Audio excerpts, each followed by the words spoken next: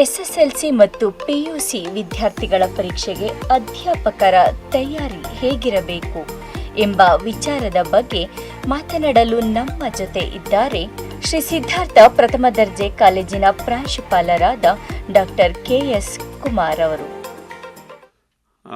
Radio Siddhartha ಕೇಳುಗರಿಗೆ ಮತ್ತು ಸಿದ್ಧಾರ್ಥ ಮಾಧ್ಯಮ ಕೇಂದ್ರದ ವೀಕ್ಷಕರಿಗೆ ನಮಸ್ಕಾರ.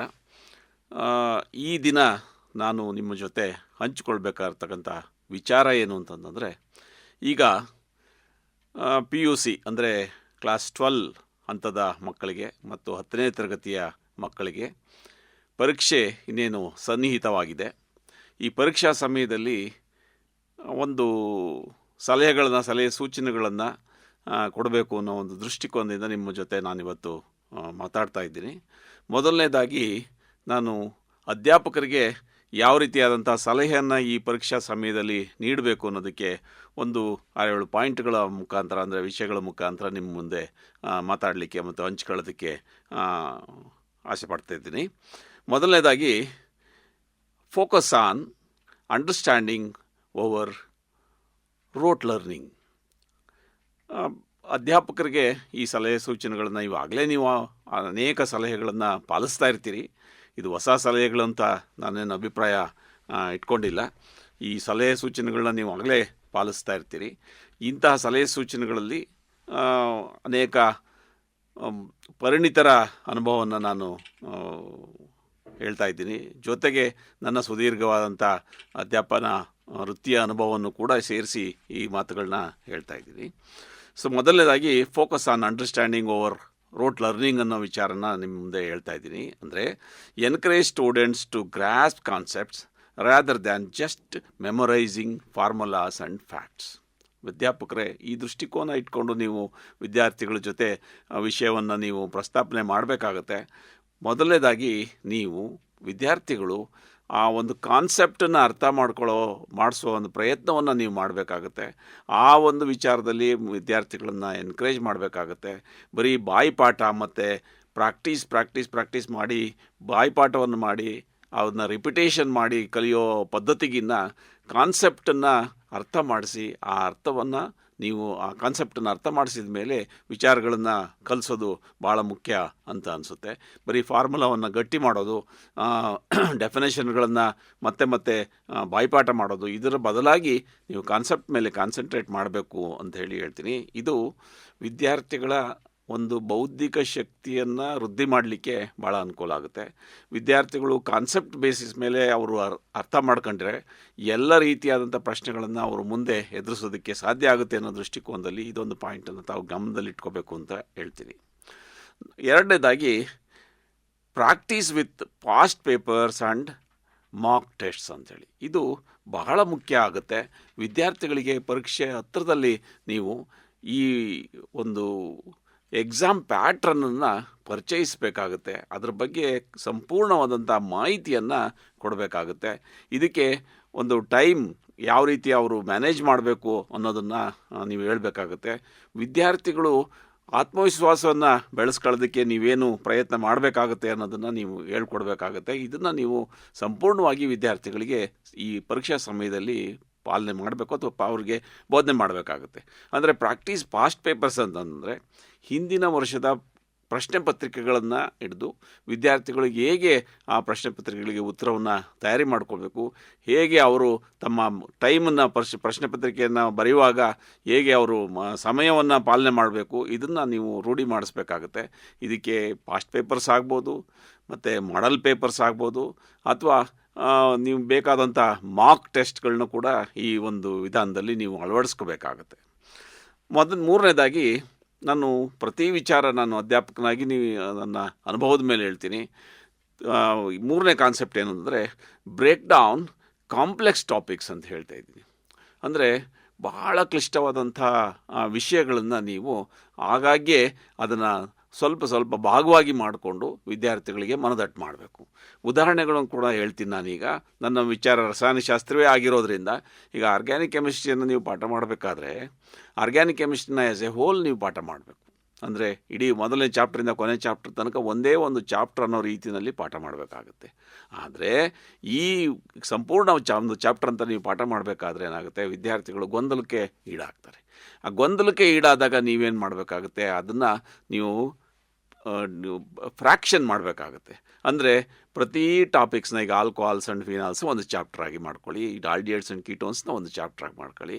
ಅದರಲ್ಲಿ ಮತ್ತೆ ಆಲ್ಕೋಹಾಲ್ಸ್ ಆ್ಯಂಡ್ ಫಿನಾಲ್ಸ್ ಅಂತ ತೊಗೊಂಡಾಗ, ಅಥವಾ ಆಲ್ಕೈಲ್ ಅಲೈಡ್ಸ್, ಅರೈಲ್ ಅಲೈಡ್ಸ್ ಅಂತ ತೊಗೊಂಡಾಗ, ಅದರಲ್ಲಿ ಮತ್ತೆ ನೀವು ಪ್ರಿಪರೇಷನ್ಸ್ ರಿಯಾಕ್ಷನ್ಸ್ನ ಒಂದು ಗ್ರೂಪ್ ಮಾಡಿ, ಪ್ರಾಪರ್ಟೀಸ್ ರಿಯಾಕ್ಷನ್ಸ್ನ ಒಂದು ಗ್ರೂಪ್ ಮಾಡಿ, ಮತ್ತು ಅದರಲ್ಲಿ ನೇಮ್ ರಿಯಾಕ್ಷನ್ಸ್ನ ಒಂದು ಗ್ರೂಪ್ ಮಾಡಿ, ವಿದ್ಯಾರ್ಥಿಗಳಿಗೆ ಸುಲಭವಾಗಿ ಅದು ಅರ್ಥ ಮಾಡ್ಕೊಳ್ಳಿ. ಈ ಚಾಪ್ಟರ್ನಲ್ಲಿ ಎಷ್ಟೆಷ್ಟು ನೇಮ್ ರಿಯಾಕ್ಷನ್ಸ್ ಇದೆ ಆರ್ಗ್ಯಾನಿಕ್ ಕೆಮಿಸ್ಟ್ರಿನಲ್ಲಿ, ಈ ಚಾಪ್ಟರ್ನಲ್ಲಿ ಎಂತೆಂಥ ಪ್ರಿಪರೇಷನ್ ಮೆಥಡ್ಸ್ ಇದೆ, ಇದನ್ನು ನೀವು ಮಾಡೋದಕ್ಕೆ ಇದು ಪ್ರತಿ ಸಬ್ಜೆಕ್ಟ್ನಲ್ಲೂ ಆಯಾ ಅಧ್ಯಾಪಕರು ಮಾಡ್ಕೊಳ್ಬೋದು. ಈವನ್ ಫಿಸಿಕ್ಸ್ನಲ್ಲಿ ಕೂಡ, ಮ್ಯಾಥಮೆಟಿಕ್ಸ್ನಲ್ಲಿ ಅಥವಾ ಬಯಾಲಜಿನಲ್ಲಿ ಯಾವುದರಲ್ಲೇ ಆಗಲಿ, ಈ ಒಂದು ಕಾಂಪ್ಲೆಕ್ಸ್ ಚಾಪ್ಟರ್ಸ್ ಏನಿದೆ, ದೊಡ್ಡ ದೊಡ್ಡ ಚಾಪ್ಟರ್ಗಳನ್ನ ನೀವು ಸಣ್ಣ ಸಣ್ಣ ವಿಭಾಗಗಳನ್ನಾಗಿ ಮಾಡಿಕೊಂಡು ವಿದ್ಯಾರ್ಥಿಗಳಿಗೆ ಫೆಮಿಲಿಯರೈಸ್ ಆಗಂಗೆ ಅಥವಾ ಅವರು ಅರ್ಥ ಮಾಡ್ಕೊಳ್ಳೋ ರೀತಿಯಲ್ಲಿ ನೀವು ಮಾಡಬೇಕಾಗುತ್ತೆ.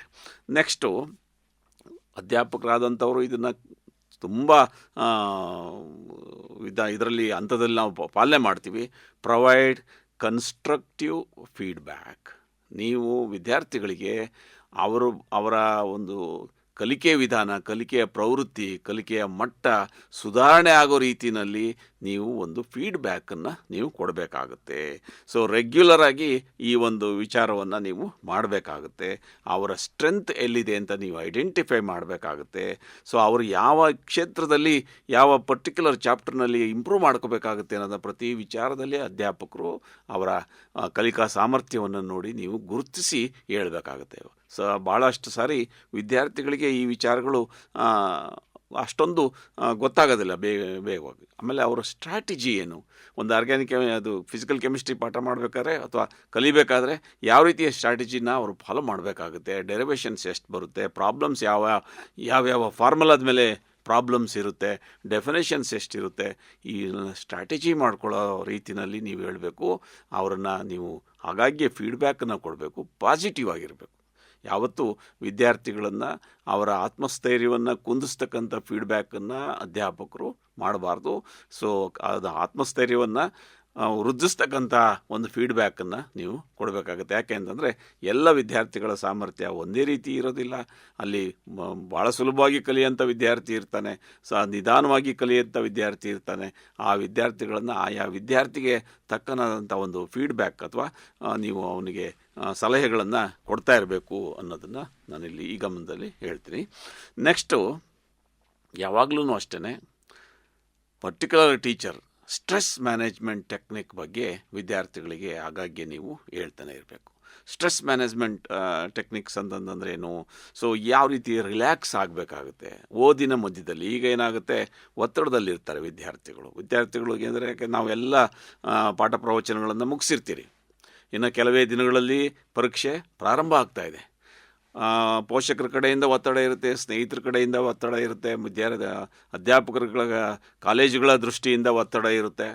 ಈ ಒತ್ತಡದ ಸನ್ನಿವೇಶದಲ್ಲಿ ವಿದ್ಯಾರ್ಥಿಗಳಿಗೆ ಯಾವ ರೀತಿಯಾದಂಥ ಸ್ಟ್ರೆಸ್ ಬರುತ್ತೆ, ಅದನ್ನು ಮ್ಯಾನೇಜ್ ಮಾಡೋದು ಹೇಗೆ ಅನ್ನೋದನ್ನು ಅಧ್ಯಾಪಕರಾಗಿ ನಾವು ಹೇಳ್ಕೊಡ್ಬೇಕಾಗತ್ತೆ. ಅಂದರೆ ಯಾವ ಟೈಮ್ನಲ್ಲಿ ರಿಲ್ಯಾಕ್ಸ್ ಮಾಡಬೇಕಾಗತ್ತೆ, ಯಾವ ರೀತಿಯಾದಂಥ ಸಮಯ ಪಾಲನೆಯನ್ನು ಮಾಡಬೇಕಾಗುತ್ತೆ. ಸೊ ಪಾಸಿಟಿವ್ ಆಗಿ ತನ್ನನ್ನು ಬಗ್ಗೆ ತಾನು ಏನು ಯೋಚನೆ ಮಾಡಬೇಕಾಗುತ್ತೆ, ಎಕ್ಸಾಮನ್ನು ಯಾವ ರೀತಿಯಾಗಿ ನಾವು ನಿಭಾಯಿಸ್ಬೋದು ಅನ್ನೋದನ್ನು ನೀವು ಹೇಳ್ಕೊಡ್ಬೇಕಾಗುತ್ತೆ. ಅದರಲ್ಲಿ ಭಾಳ ಸುಲಭವಾದಂಥ ವಿಧಾನ ಏನು ಅಂತಂದರೆ, ನಾವು ಹೇಗೂ ಪ್ರೀವಿಯಸ್ ಪೇಪರ್ಸ್ನ ಪರೀಕ್ಷೆ ಮಾಡ್ತಾಯಿರ್ತೀವಿ, ಮಾಡೆಲ್ ಪೇಪರ್ಸ್ನ ಪರೀಕ್ಷೆ ಮಾಡ್ತಾಯಿರ್ತೀವಿ, ಮತ್ತು ಮಾಕ್ ಟೆಸ್ಟ್ಗಳನ್ನ ಮಾಡ್ತಾಯಿರ್ತೀವಿ. ಇಂಥ ಒಂದು ಪರೀಕ್ಷೆಯನ್ನು ಕೊಟ್ಟು ವಿದ್ಯಾರ್ಥಿಗಳನ್ನು ಇದು ನಾವು ಮುಂದಿನ ಪರೀಕ್ಷೆ ಅಂತ ಹೇಳಿ ನೀವು ಫೇಸ್ ಮಾಡಬೇಕು, ಇದನ್ನು ಬರೀಬೇಕು, ಇದರ ಉತ್ತರವನ್ನು ನಾವು ಮೌಲ್ಯಮಾಪನ ಮಾಡಬೇಕು. ಇಂಥದ್ದೇ ಒಂದು ಪರೀಕ್ಷೆ ನಿಮಗೆ ಮುಖ್ಯ ಪರೀಕ್ಷೆ ಆಗಿರುತ್ತೆ ಅನ್ನೋದನ್ನು ಅವರಿಗೆ ಮನದಟ್ಟು ಮಾಡಿಕೊಡ್ಬೇಕು. ಸೊ ಯಾಕೆ ಅಂತಂದರೆ ಅವರು ಸ್ಟ್ರೆಸ್ಡ್ ಎನ್ವೈರ್ನ್ಮೆಂಟ್ನಲ್ಲಿ ಕಲಿಬಾರ್ದು, ಪರೀಕ್ಷೆಯನ್ನು ಬರೀಬಾರ್ದು ಅನ್ನೋ ದೃಷ್ಟಿಕೋನದಲ್ಲಿ ಇದನ್ನು ನಾವು ಅಧ್ಯಾಪಕರಾದಂಥ ನಾವು ಮಾಡಿಕೊಡ್ಬೇಕಾಗುತ್ತೆ. ಇದನ್ನು ಗಮನದಲ್ಲಿಟ್ಕೊಂಡು ಪ್ರತಿ ವಿದ್ಯಾರ್ಥಿಯ ಟೈಮ್ ಮ್ಯಾನೇಜ್ಮೆಂಟ್, ಅವನು ಯಾವ ರೀತಿ ಅಂದರೆ ಸ್ಟ್ರೆಸ್ಸನ್ನು ರಿಲ್ಯಾಕ್ಸ್ ಮಾಡಬೇಕು ಅನ್ನೋದಕ್ಕೆ, ಆಮೇಲೆ ಅವನು ಯಾವ ರೀತಿ ಆತ್ಮಸ್ಥೈರ್ಯವನ್ನು ವೃದ್ಧಿಸಬೇಕು ಅನ್ನೋದಕ್ಕೆ ಇದು ಮಾಡ್ತೀವಿ. ಕೆಲವು ವಿದ್ಯಾರ್ಥಿಗಳಿಗೆ ಇದು ತುಂಬ ಅನುಕೂಲ ಆಗುತ್ತೆ. ಮುಂದಿನ ವಿಚಾರ, ನಮ್ಮ ಟೀಚಿಂಗ್ನ ಅಥವಾ ಅಧ್ಯಾಪನ ಮಾಡೋದನ್ನು ಸ್ವಲ್ಪ ಇಂಟ್ರ್ಯಾಕ್ಟಿವ್ ಆಗಿ ಮಾಡಬೇಕು ಅಂತ ಅಂದ್ಕೊಳ್ತೀನಿ ನಾನು. ಸೊ ಆ್ಯಕ್ಟಿವಿಟೀಸ್ ಬೇಸ್ಡ್ ಟೀಚಿಂಗ್ನ ನಾವು ಕೆಲವು ಸಾರಿ ಅಳವಡಿಸ್ಕೋಬೇಕಾಗುತ್ತೆ. ವಿಜ್ಞಾನದಲ್ಲಂತೂ ಅದರ ಅವಶ್ಯಕತೆ ತುಂಬ ಇರುತ್ತೆ. ಆಮೇಲೆ ಅದು ಪೂರಕವಾಗಿಯೂ ಕೂಡ ಇದೆ. ನಾವು ಪ್ರಾಯೋಗಿಕ ತರಗತಿಗಳಲ್ಲಿ ಏನು ನಾವು ಪಾಠ ಮಾಡ್ತಿರ್ತೀವಿ, ಆವಾಗ ಏನು ಎಕ್ಸ್ಪೆರಿಮೆಂಟ್ಸ್ ಮಾಡ್ತೀವಿ, ಆ ಮಾದರಿನಲ್ಲಿ ನೀವು ಅದು ಮಾಡಬೇಕಾಗುತ್ತೆ, ಇಂಟ್ರ್ಯಾಕ್ಟಿವ್ ಆಗಿ ಇರಬೇಕಾಗುತ್ತೆ. ಜೊತೆಗೆ ಕ್ಲಾಸ್ ರೂಮ್ನಲ್ಲಿ ವಿದ್ಯಾರ್ಥಿಗಳನ್ನು ನಿಮ್ಮ ಅಧ್ಯಾಪನದಲ್ಲಿ ಸೇರಿಸ್ಕೊಳ್ಳಿಲ್ಲ ಅಂತಂದರೆ, ಇನ್ವಾಲ್ವ್ ಮಾಡ್ಕೊಳ್ಳಿಲ್ಲ ಅಂತಂದರೆ ಏನಾಗ್ತಾನೆ, ವಿದ್ಯಾರ್ಥಿ ಒಂದು ಗಮನ ಬೇರೆ ಕಡೆ ಹೋಗೋ ಅವಕಾಶ ಇರುತ್ತೆ. ಅವರು ನಮ್ಮ ಕಡೆ ಅಧ್ಯಾಪಕರ ಕಡೆ ಗಮನ ಹರಿಸೋ ರೀತಿಯಲ್ಲಿ ಅವ್ರನ್ನ ಇಂಟ್ರ್ಯಾಕ್ಟಿವ್ ಆಗಿ ನೀವು ಕ್ಲಾಸ್ ರೂಮ್ನಲ್ಲಿ ತೊಗೋಬೇಕು. ಉದಾಹರಣೆಗೆ ನಾನು ಹೇಳ್ತಾ ಇರ್ತೀನಿ, ಒಂದು ಡೆಫಿನೇಷನನ್ನು ಅರ್ಧ ಸ್ಟೇಟ್ಮೆಂಟನ್ನು ನೀವು ಹೇಳಿದ್ರೆ ಇನ್ನೊಂದು ಅರ್ಧ ಸ್ಟೇಟ್ಮೆಂಟ್ನ ವಿದ್ಯಾರ್ಥಿಗಳು ಕೂಗಿ ಹೇಳಿ ತೊಂದರೆ ಇಲ್ಲ. ಯಾಕೆಂತಂದರೆ ಒಂದು ಉದಾಹರಣೆ ಹೇಳ್ತೀನಿ. ನಾನು ಥರ್ಮೋಡೈನಮಿಕ್ಸ್ನಲ್ಲಿ ಒಂದು ಫಾರ್ಮುಲಾ ಬರುತ್ತೆ, ಒಂದು ಲಾ ಬರುತ್ತೆ. ಫಸ್ಟ್ ಲಾ ಆಫ್ ಥರ್ಮೋಡೈನಮಿಕ್ಸ್ ತುಂಬ ಸರಳವಾದಂಥ formula, energy neither be created nor be destroyed ಅಂತ. ವಿದ್ಯಾರ್ಥಿಗಳಿಗೆ neither be created nor be destroyed ಕೇಳಿಸ್ಕೊಳ್ತಾ ಇರ್ತಾರೆ, ಅದಷ್ಟು ಮನದಟ್ಟಾಗೋದಿಲ್ಲ. ಇನ್ನೊಮ್ಮೆ ಕೇಳಿ ನೀವು ವಿದ್ಯಾರ್ಥಿಗಳಿಗೆ ಹೇಳಬೇಕಾದ್ರೆ ಎನರ್ಜಿ ನೀದರ್ ಬಿ ಕ್ರಿಯೇಟೆಡ್ ಅಂತ ನೀವು ನಿಲ್ಲಿಸಿದರೆ ವಿದ್ಯಾರ್ಥಿಗಳು ನಾರ್ ಬಿ ಡೆಸ್ಟ್ರಾಯ್ಡ್ ಅಂತ ಅವರು ಮತ್ತೆ ಹೇಳ್ತಾ ಇರಬೇಕು. ಈ ರೀತಿಯಾಗಿ ನೀವು ಮತ್ತು ವಿದ್ಯಾರ್ಥಿಗಳನ್ನು ಒಳಗೂಡಿಸ್ಕೊಂಡು ಅವರಿಗೆ ನೀವು ಪಾಠ ಮಾಡೋದು ಅವಶ್ಯಕತೆ ಇರುತ್ತೆ. ಇದು ಇಂಟ್ರ್ಯಾಕ್ಟಿವ್ ಆಗಿರುತ್ತೆ. ಪ್ರತಿ ವಿಚಾರದಲ್ಲೂ ಇಂಥದ್ದೇನಾದರೂ ಒಂದು ಕಂಡುಹಿಡ್ಕೊಂಡು ನಿಮ್ಮ ಪಾಠ ಪ್ರವಚನಗಳನ್ನು ನೀವು ಮಾಡಬೇಕು ಅಂತ ಹೇಳ್ತೀನಿ. ಈಗ ಟೆಕ್ನಾಲಜಿ ತುಂಬ ಸುಧಾರಣೆ ಆಗಿದೆ ಅಂತಂದರೆ ಇಂಟರ್ನೆಟ್ನಲ್ಲಿ ಈ ರೀತಿಯಾದ ಕ್ಲಾಸ್ಗಳು ಅವಶ್ಯಕತೆ ಇದೆ. ಅಂದರೆ ಆಡಿಯೋ ವಿಜುವಲ್ಸ್ನ ಉಪಯೋಗಿಸ್ಕೊಂಡು ಅವರಿಗೆ ಪಾಠ ಮಾಡಿದರೆ ಇನ್ನೊಂದಿಷ್ಟು ಎಫೆಕ್ಟಿವ್ ಆಗಿರುತ್ತೆ ಅಂತ ನಾನು ಅಭಿಪ್ರಾಯ ಪಡ್ತೀನಿ. ಸ್ಲೈಡ್ಸ್ ಆದರೂ ಮಾಡ್ಬೋದು, ನೀವು PPTಗಳನ್ನ ಮಾಡಿ ತೋರಿಸ್ಬೋದು, ಅಥವಾ ಯಾವುದಾದ್ರು ಒಂದು ಲ್ಯಾಬ್ರೇಟ್ರಿ ವಿಡಿಯೋಸನ್ನು ನೀವು ತೋರಿಸಿ ಅವರಿಗೆ ಹೇಳ್ಬೋದು. ಯಾಕೆಂದರೆ ಮೊನಾಟನಸ್ ಆಗಿ ಒಂದೇ ರೀತಿಯಾದಂಥದ್ದು ಓದೋದು ಬರೆಯೋದು ಮೆಮೊರೈಸ್ ಮಾಡೋದು, ಇದ್ರ ಬದಲಾಗಿ ಈ ಇಂಟ್ರ್ಯಾಕ್ಟಿವ್ ಆಡಿಯೋ ವಿಜುವಲ್ಸ್ನ ಉಪಯೋಗಿಸ್ಕೊಂಡು ಪಾಠ ಮಾಡೋದು ಅವ್ರಿಗೆ ನೀವು ಹೇಳ್ಕೊಡ್ಬೇಕಾಗತ್ತೆ. ನಂತರ ಯಾವುದೇ ವಿದ್ಯಾರ್ಥಿಗಳಿಗೆ ಒಂದು ತರಗತಿ ಇದ್ದರೆ, ಎಂಥದೇ ಕಾಲೇಜ್ ಆಗಲಿ, ಎಂಥದೇ ವಾತಾವರಣ ಇರಲಿ, ಒಂದು ತರಗತಿಯ ಎಲ್ಲ ವಿದ್ಯಾರ್ಥಿಗಳು ಒಂದೇ ರೀತಿಯಾಗಿ ಇರೋದಿಲ್ಲ. ಕಲಿಕಾ ಸಾಮರ್ಥ್ಯದಲ್ಲಿ ವ್ಯತ್ಯಾಸ ಇದ್ದೇ ಇರುತ್ತೆ. ನೀವು ಅದಕ್ಕೋಸ್ಕರ ಏನು ಮಾಡಬೇಕು, ಸೆಟ್ ಆ್ಯನ್ ಅಚೀವಬಲ್ ಗೋಲ್. ಪ್ರತಿ ವಿದ್ಯಾರ್ಥಿ ಸಾಧಿಸ್ಬೋದು ಅನ್ನೋವಷ್ಟು ಮಟ್ಟಿನ ಒಂದು ಗೋಲ್ ಅಥವಾ ಗುರಿಯನ್ನು ಅವ್ರಿಗೆ ನೀವು ನಿಗದಿ ಮಾಡಬೇಕು. ಅವ್ರಿಗೆ ಒಂದು ಮೈಲ್ ಸ್ಟೋನನ್ನು ನಿಗದಿ ಮಾಡಬೇಕು. ಹೇಗೆ ಆ ಥರ ಅಂತಂದರೆ ರಿಯಲಿಸ್ಟಿಕ್ ಆಗಿ, ಅಂದರೆ ಅವ್ನು ನಿಜವಾಗ್ಲೂ ಅಚೀವ್ ಮಾಡ್ಬೋದು. ವಿದ್ಯಾರ್ಥಿ ಒಬ್ಬನು 99 ತೆಗಿತಾನೆ ಅನ್ನೋ ತೆಗ್ಸೋಕ್ಕಾಗುತ್ತೆ ಅಂತ ನಮಗೆ ಅನಿಸಲ್ಲ. ಆದರೆ ಅವನನ್ನು 70-80 ತೆಗ್ಸೋಕೆ ಪ್ರಯತ್ನನ ನಾವು ಮಾಡಬೇಕಾಗುತ್ತೆ. ಯಾಕೆಂದರೆ ಅಲ್ಲಿಗೆ ರೀಚ್ ಆಗ್ತಾನೆ ಅವನು. ನೀವೇನು ಮಾಡಬೇಕು, ಅದಕ್ಕೆ ಪ್ಲ್ಯಾನ್ ಮಾಡಿ ನೀವು ಕೊಡಬೇಕು. ಅವನಿಗೆ ರೀಚ್ ಆಗೋಂಥ ಗೋಲನ್ನು ನೀವು ಫಿಕ್ಸ್ ಮಾಡಬೇಕು. ಅವನಿಗೊಂದು ಮೈಲ್ ಸ್ಟೋನನ್ನು ಫಿಕ್ಸ್ ಮಾಡಬೇಕು. ಮೈಲ್ ಸ್ಟೋನ್ ಅಂತಂದ್ರೆ ಅರ್ಥ, ಈಗ ನೀನು ಅವ್ರನ್ನ ಫಾಲೋ ಅಪ್ ಮಾಡ್ತಿರ್ತೀರಿ. ಒಂದು ವಾರ ಕಾರ್ಯಕ್ರಮದಲ್ಲಿ ಈ ವಾರ ಏನು ಓದಬೇಕು, ಸೋಮವಾರ ಮಂಗಳವಾರ ಏನು ಓದಬೇಕು, ಬುಧವಾರ ಗುರುವಾರ ಏನು ಓದಬೇಕು, ಈ ವಾರದಲ್ಲಿ ಎಷ್ಟು ಚಾಪ್ಟರ್ನ ಮುಗಿಸ್ಬೇಕು ಅನ್ನೋದನ್ನು ಅವ್ರಿಗೆ ನೀವು ಒಂದು ಮೈಲ್ ಸ್ಟೋನ್ ಅಥವಾ ಒಂದು ಇದನ್ನು ಮಾಡಿ ನೀವು ಹೇಳ್ಕೊಡ್ಬೇಕಾಗತ್ತೆ. ಅದನ್ನು ಗಮನದಲ್ಲಿಟ್ಕೊಳ್ಳಿ. ಕೊನೆಯದಾಗಿ ವಿದ್ಯಾರ್ಥಿಗಳಿಗೆ ಎನ್ಕರೇಜ್ ಸೆಲ್ಫ್ ಅಸೆಸ್ಮೆಂಟ್. ಭಾಳ ವಿದ್ಯಾರ್ಥಿಗಳನ್ನು ನಾನು ನೋಡಿದ್ದೀನಿ. ವಿದ್ಯಾರ್ಥಿಗಳಿಗೆ ಟೆಸ್ಟು ಮತ್ತು ಮಿಡ್ ಟರ್ಮು ಈ ಥರದಲ್ಲಿ ಒಳ್ಳೆಯ ಅಂಕ ಬಂದ ತಕ್ಷಣ ಅವರು ಉತ್ಸಾಹದಲ್ಲಿ ತೇಲ್ತಾ ಇರ್ತಾರೆ ಅಂತಂದರೆ, ನಾನು ಇಲ್ಲಿ ಶ್ರೇಷ್ಠನಾಗಿದ್ದೀನಿ, ಇಲ್ಲಿ ಭಾಳ ಉತ್ತಮವಾಗಿ ಓದ್ತಾ ಇದ್ದೀನಿ, ಈ ತರಗತಿನಲ್ಲಿ ನಾನೇ ಮೊದಲು ಓದ್ತಾ ಇದ್ದೀನಿ ಅನ್ನೋ ವಿದ್ಯಾರ್ಥಿಗಳಿಗೆ ನೀವೇನು ಮಾಡಬೇಕು, ಸೆಲ್ಫ್ ಅಸೆಸ್ಮೆಂಟನ್ನು ನೀವು ಫಿಕ್ಸ್ ಮಾಡಬೇಕು.